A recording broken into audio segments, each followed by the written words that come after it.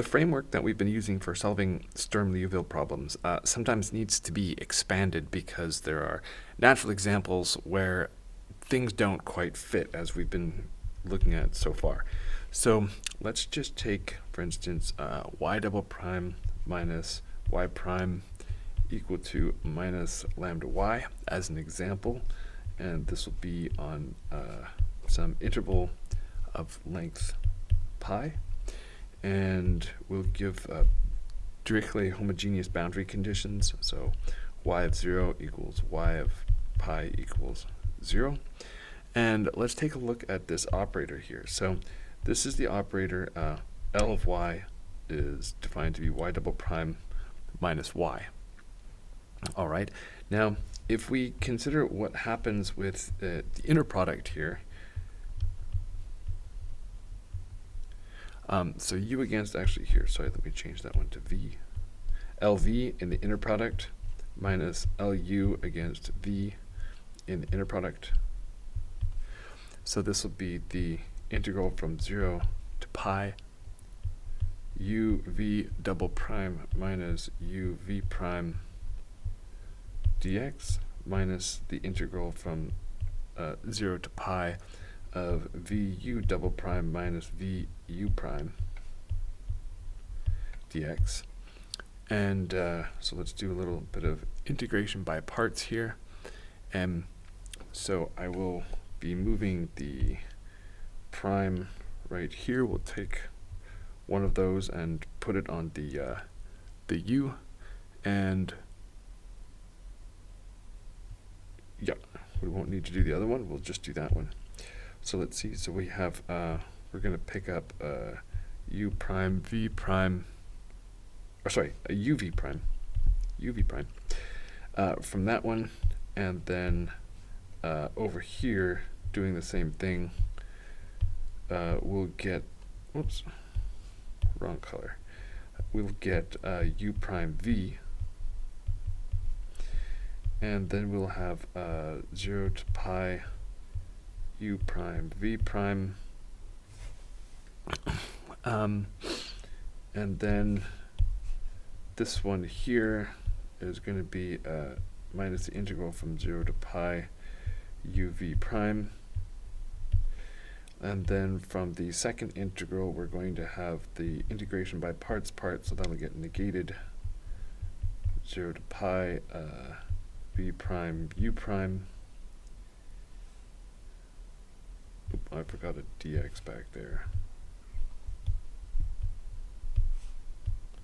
There we go. And then the second part of that integral above, oops, is going to give me 0 to pi v u prime dx. And actually, you know what? I'm going to need to do an integration by parts on that last guy after all. Here, let me just give myself a little bit more room. And let's see, so doing an integration by parts on this guy, we'll take this one and hop it onto the other one. And so then there's going to be a uv term.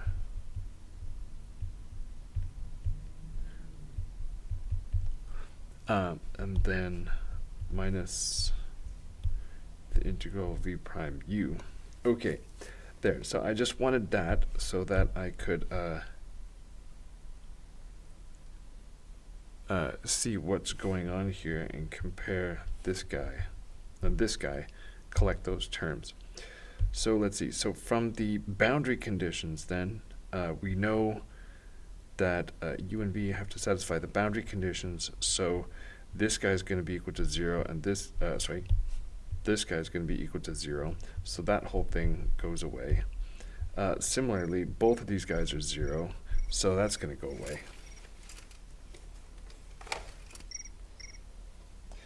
And let's see what else we got here. This guy is going to cancel with this one. And so then that leaves us with two uv prime terms.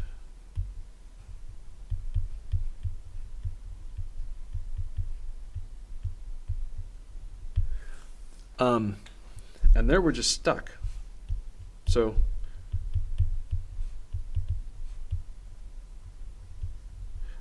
we don't get 0. And so as a consequence, this operator L is not self-adjoint.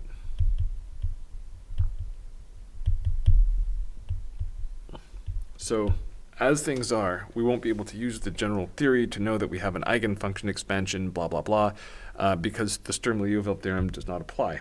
So, okay, so we go back to our original equation,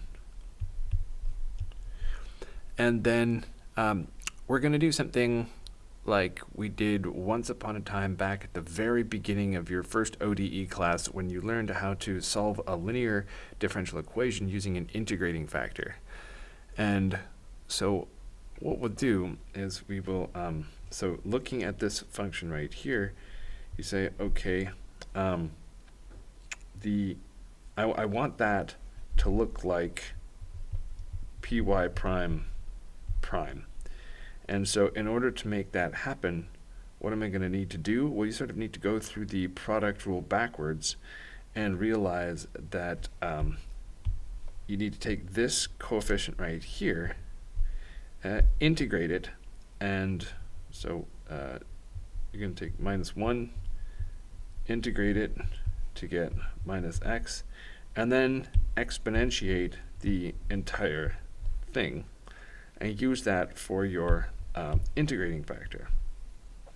So long story short, if we put e to the minus x multiplied by y prime prime equals lambda e to the minus x y, now we have taken that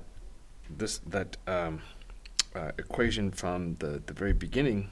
So this one here has now become this one, and it's now in the form of a Sturm Liouville operator, or a Sturm Liouville problem. Okay, so let's think of the new and improved operator as being L sub r, and Lr of y gives you e to the minus x y prime prime. Okay, so here r of x is the function e to the minus x. It's our weight function. Okay, so let's go back and check the self-adjointness. So when I do this, now we're doing it with Lr. Since this is a Sturm Liouville operator, I can just use the shortcut, which is Green's corollary there, or this is the same thing as, this is the integrated version of the Lagrange identity. So this is ddx of px times the Wronskian, which is going to be, for us, let's see, u e to the minus x v prime minus, oh, sorry, this is the integrated version, so we don't need that derivative. Whoop. This is just evaluated from 0 to pi. And this is going to be u e to the x v prime minus v e to the negative x u prime. And then since each of those terms has a u or a v in it, and those are both 0 at the boundaries, this is going to be 0 minus 0. And it cancels out. Okay. So what we find is that Lr, so Lr of y being e to the negative x y, sorry, y prime prime, is self-adjoint with respect to the usual inner product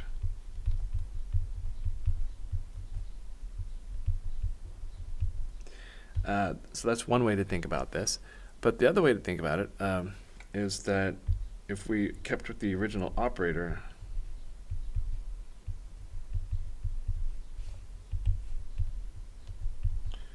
So y double prime minus y, that this guy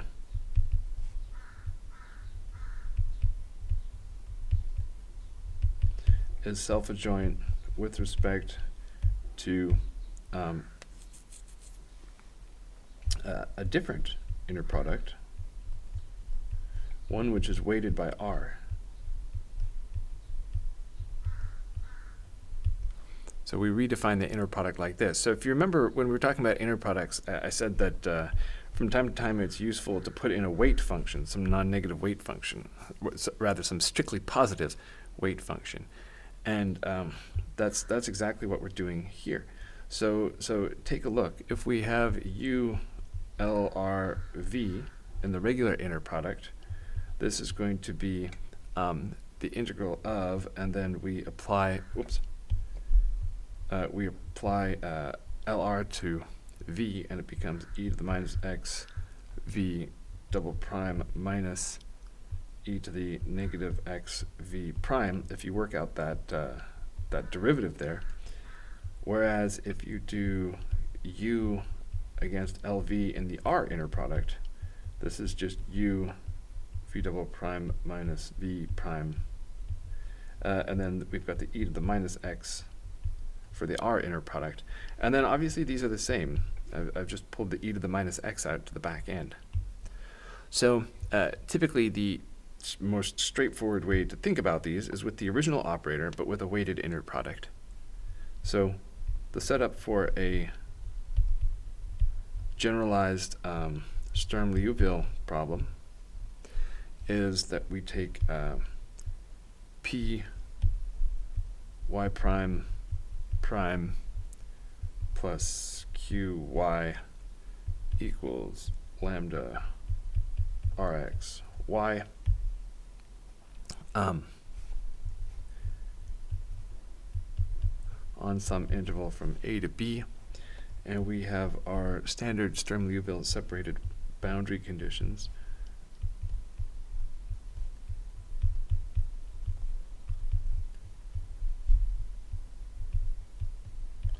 At A and at B.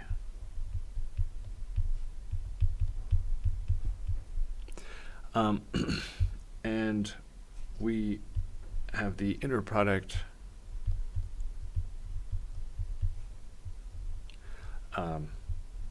which is the integral from A to B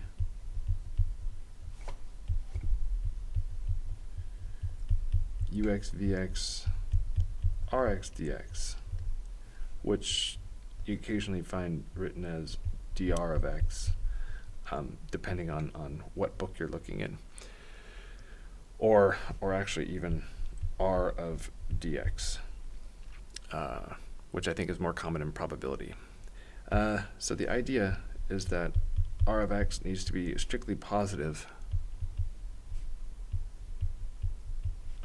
or else it can fail to give you an inner product, because if you have a function which is supported, in other words non-zero, only on some interval where r is equal to 0, then it looks like that thing is going to have norm 0 without being the 0 function. So that would not be good.